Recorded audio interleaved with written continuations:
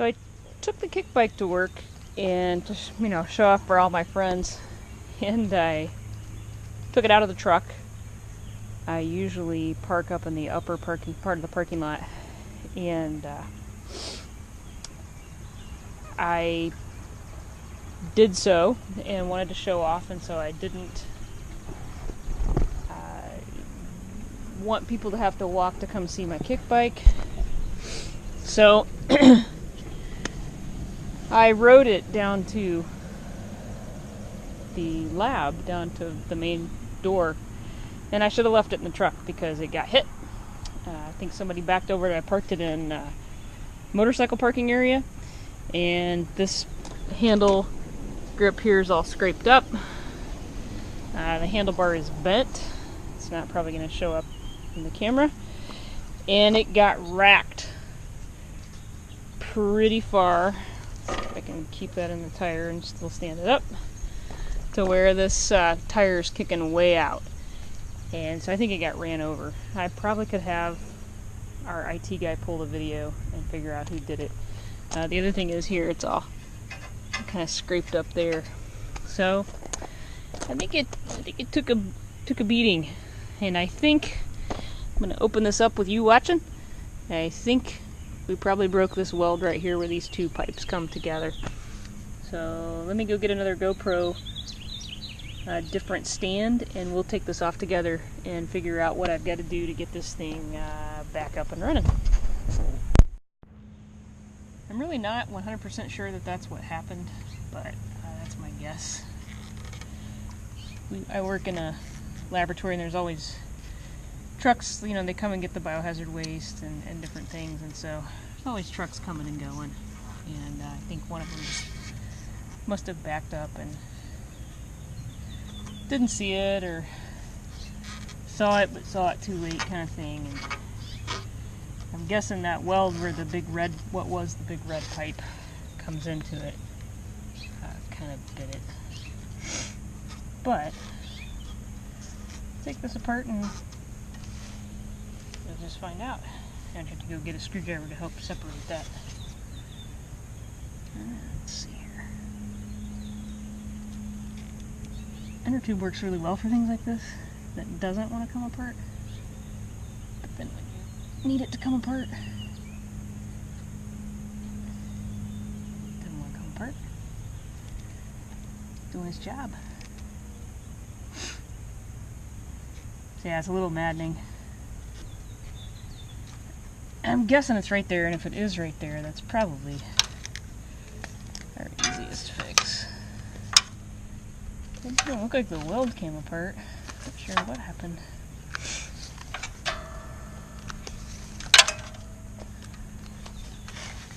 Definitely need to get some oil in there. It's starting to rust down in there. Huh.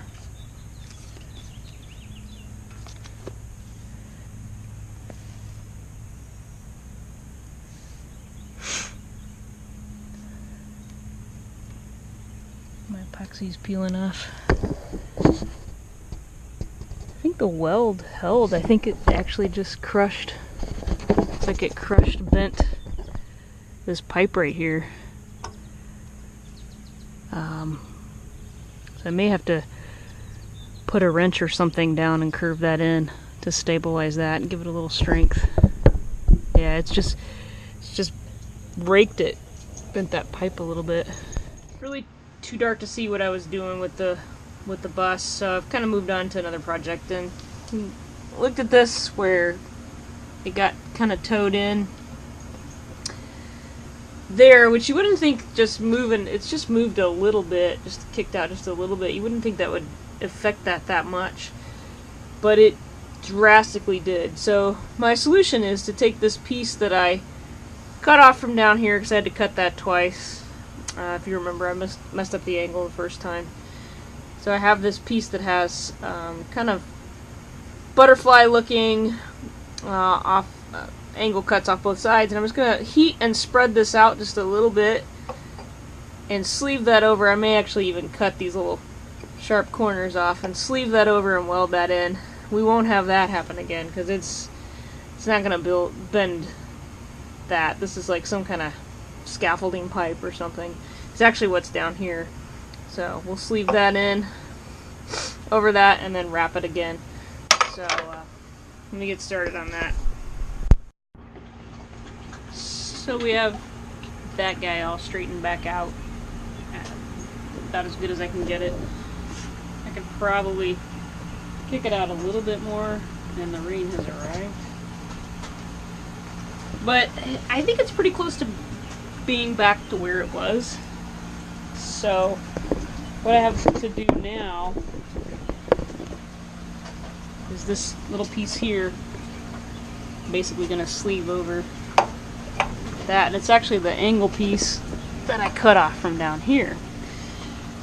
And I think if I just slit this here and just notch around that and slide it over and weld it, we won't have that problem again.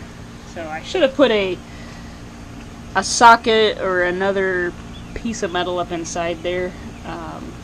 Wasn't planning on having it get hit, of course, but it is the weakest point, and I did worry about it. But I had people that were, 250, 260 pounds on this thing, and plus my son and I together are about 200 pounds, so it handled that just fine.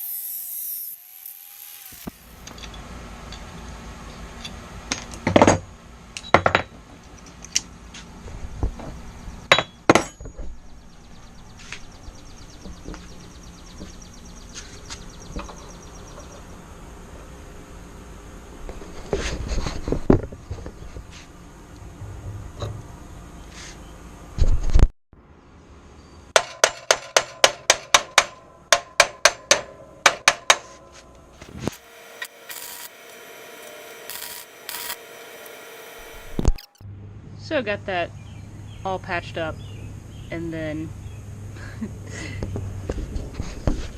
pulling it off the table. I don't know if you can hear that or not, but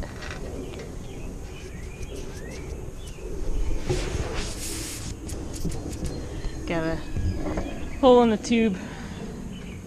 Can't win for losing. So I'll pull that off, I guess, and repair that. I'm gonna treat the part that I just welded with boiled linseed oil in hopes to prevent the rust from not coming in. If we can help it.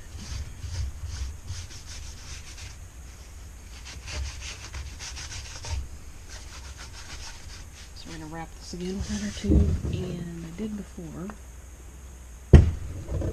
and I didn't treat it. And when I took that inner tube off this time, it was kind of starting to rust underneath here, so I'm just gonna a little preemptive, preventative strike here.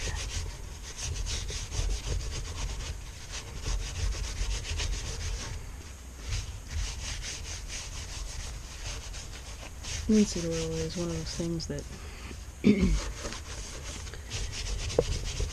don't want to ever throw your rags in the trash. It's super flammable.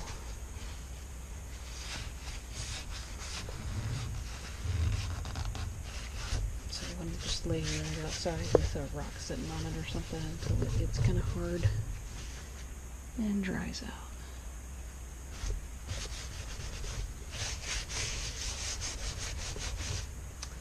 Alright, that looks pretty good.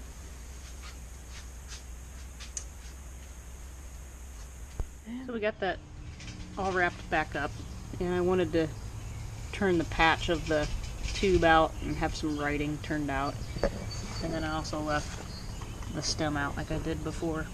So this thing's all fixed and good to go.